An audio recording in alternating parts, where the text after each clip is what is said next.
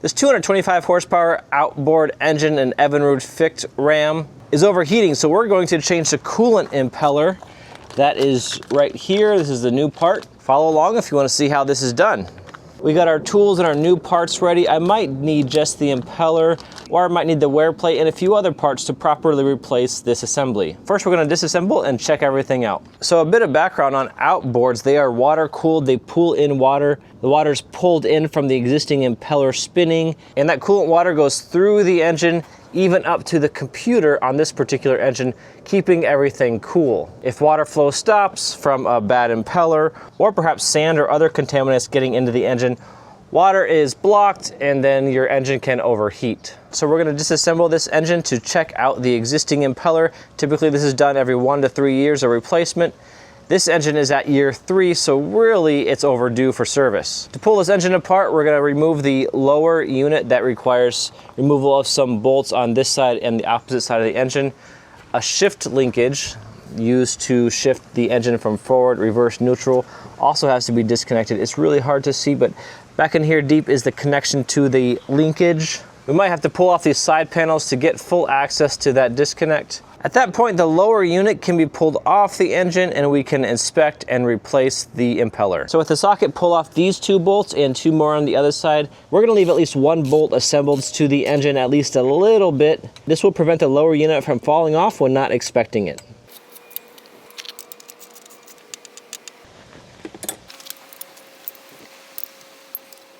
This bolt here will ensure that the lower unit does not fall when I'm not expecting it. This trim tab also needs to come off. And as you pull off this trim tab, you might want to make a note of its orientation relative to the prop shaft.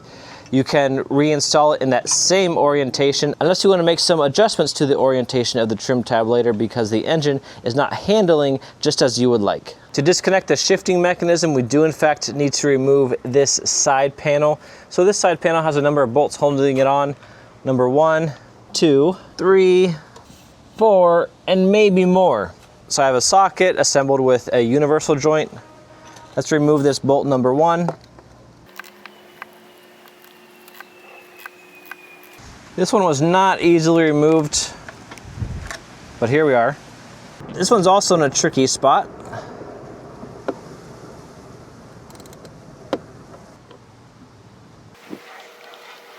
And with that, the side cover can be pulled off.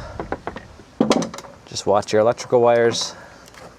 With the side cover removed, I can now see the connection to my shifting linkage that is right here, and this shaft here extends all the way down to the lower unit. So I need to pull out this bolt to be able to remove my lower unit. Hopefully your engine has a more accessible connection. This particular engine has this buried quite deep.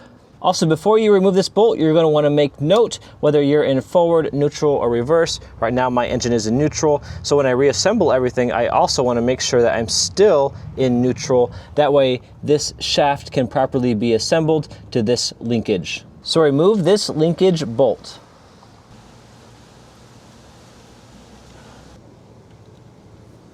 The lower unit's almost ready to come out. I forgot this bolt here, so let's pull this out.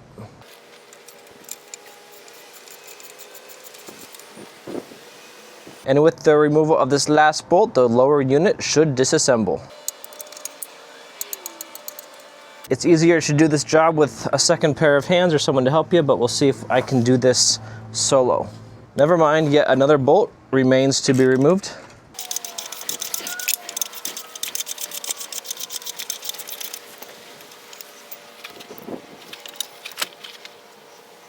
On the lower unit, we need to remove this impeller housing that's held on with 4 bolts, 1 and 2, 3 and 4 on the other side. So pull out these bolts. The 4 impeller housing bolts are removed, so this should come up now. This was supposed to come up with it. And there's the impeller. Inspecting the impeller, it doesn't look too worn. None of the fins are broken off. The fins are deformed, but that's expected. Normally they'll be straight outward. Now they're curved inward a bit. That's expected. I hope your impeller is not as stuck as mine on this shaft, but I used a pry bar, was able to pry in here a little bit, and free the impeller from the shaft here. It's locked in place with a Woodruff key. This can come off the drive shaft. Also, while we're here, notice the shift shaft. You want to keep this in the same orientation. You don't want to pull it up or push it down. That's going to cause you to go from neutral into forward or reverse. For reassembly, just don't mess with this.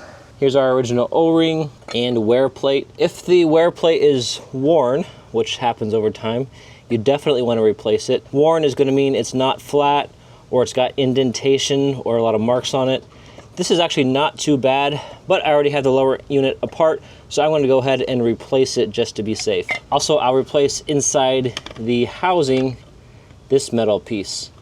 You can also inspect this for any wear marks. So that's going to require me to get a new kit with all of these additional parts.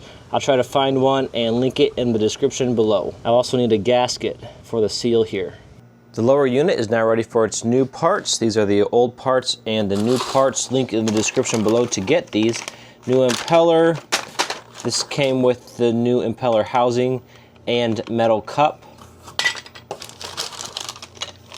New gaskets, screws, new wear plate and gasket, and bolts. You'll also need this Evinrude Johnson gasket sealing compound. All of this needs to be cleaned up, so I'm going to use a razor blade and clean up around the edges here. The new gasket is going to sit on this area, so it has to be really clean to receive that new gasket. I'll also use some carb cleaner.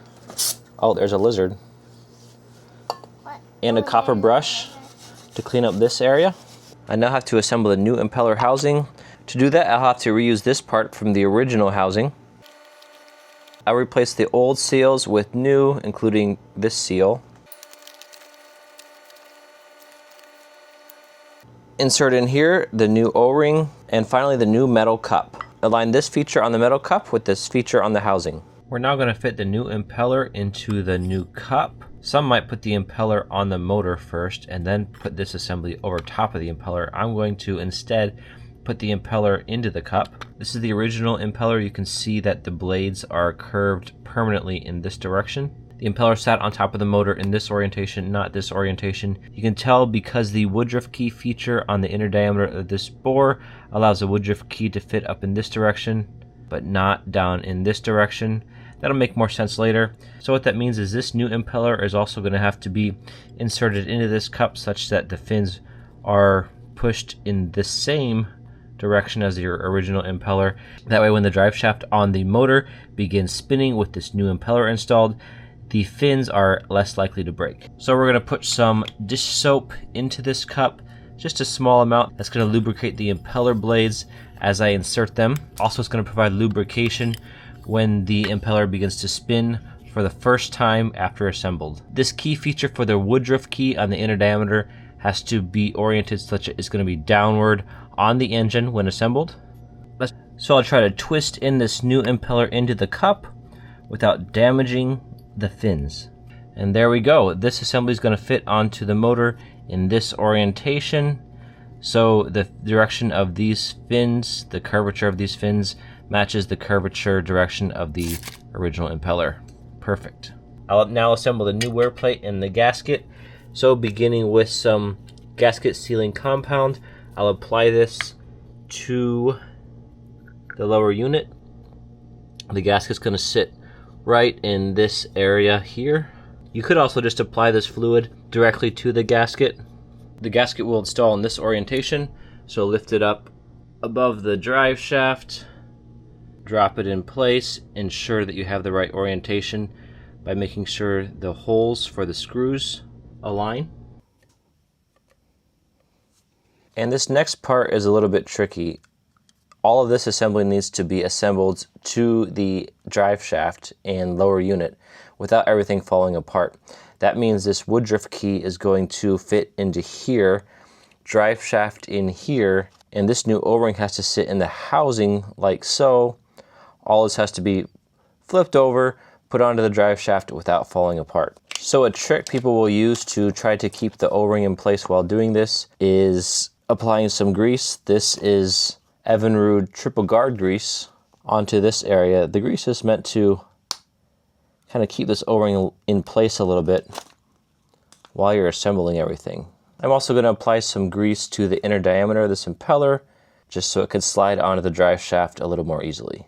Also, when I put this assembly onto the engine, I want to be able to align this woodruff key feature here with the key feature here, and then I'm going to insert this woodruff key in this orientation here. So let's carefully give this a shot.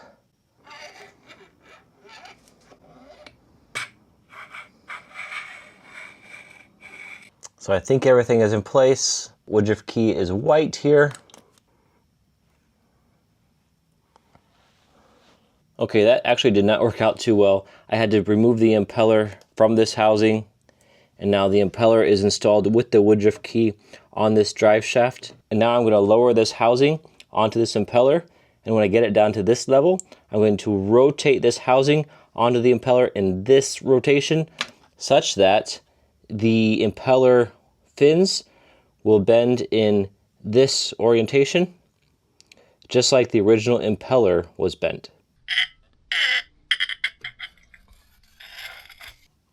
This is a bit tricky here. Okay, I think that worked. All right, my housing is now assembled to the lower unit. I'm going to insert these bolts now, and I'm applying some grease to the bolts before I assemble them, just so they can be removed easily the next time this lower unit is serviced. On the shift rod, we'll install this new rubber piece. So remove the old one and install the new one. Do this all without rotating the shift rod. You don't want to change the length here from the lower unit. And apply some marine grease to the top of this drive shaft right on these gear teeth. And now I'm going to lift this lower unit back into place on the engine. The water tube is going to go right here, the drive shaft through this orifice, and then on this side is going to be the entry to the shift rod. This water tube allows the water to be lifted from the lower unit up to the engine in the control module to cool all the internal parts. It's quite difficult attaching that lower assembly with one person, so try to find someone else if you can. I'm going to tighten up one of these bolts a little bit and then insert the others. Up here at the shift rod, you can see that the shift rod is almost in place. I want to align the hole of the shift rod with the hole of this connector here. To do that, this lower unit is going to have to come up a little bit. I'll apply grease to the threads of all of my bolts to make sure that the next time I need to do any work on this engine, these bolts are not stuck. On the shift rod, I'll use some needle nose pliers and I'll lift up that shift rod to align really well the hole of the shift rod with the hole of its connector. And then we can reinsert this bolt, also greased so it comes out later. The lower unit's now reassembled, but while we're at it here, let's replace some thermostats. We're going to replace 2 thermostats on this engine. So remove this first thermostat cover. We're changing the thermostats because, well, it's due for service. You should do this every few years or even every year. Also because this is cooling related and we really want to make sure we solve this overheating problem on the engine. We'll keep this spring and then replace this thermostat and some seals. So here's the old thermostat. We're going to replace that, as well as there's an O-ring around here and then an O-ring that sits below here as well in the thermostat. These are the new parts from Evinrude. New thermostat, new O-rings, and our second thermostat. I need to reuse this part, so I'll pull off of that the original O-ring and apply the new O-ring to the new thermostat. Apply the new seal. And now I'll do my best to clean out this thermostat housing on the engine without causing any debris to fall down in this orifice. So I'll temporarily reinstall the old thermostat that's going to block that opening, and then try to clean up any debris that I can in here. I don't want this stuff later to fall in these small passages and prevent cooling of the engine. That's not perfectly clean, but hopefully good enough for this old engine. So I'll reinstall the new thermostat. I am reusing the original spring and reinstall the cover. You'll find different opinions whether or not you should grease the threads on this cover or not. Some say grease will clog up potentially the small openings through which the coolant needs to flow. In my case, I'm not going to apply the grease, but that does mean I need to service this before this plastic part ever seizes to this metal. And do the same for this thermostat on this side of the engine. New thermostat in, cover on.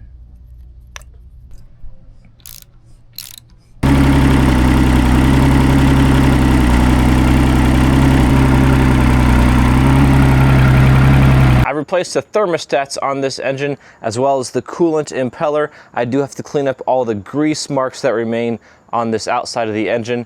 Telltale here was pushing a strong stream of water when tested.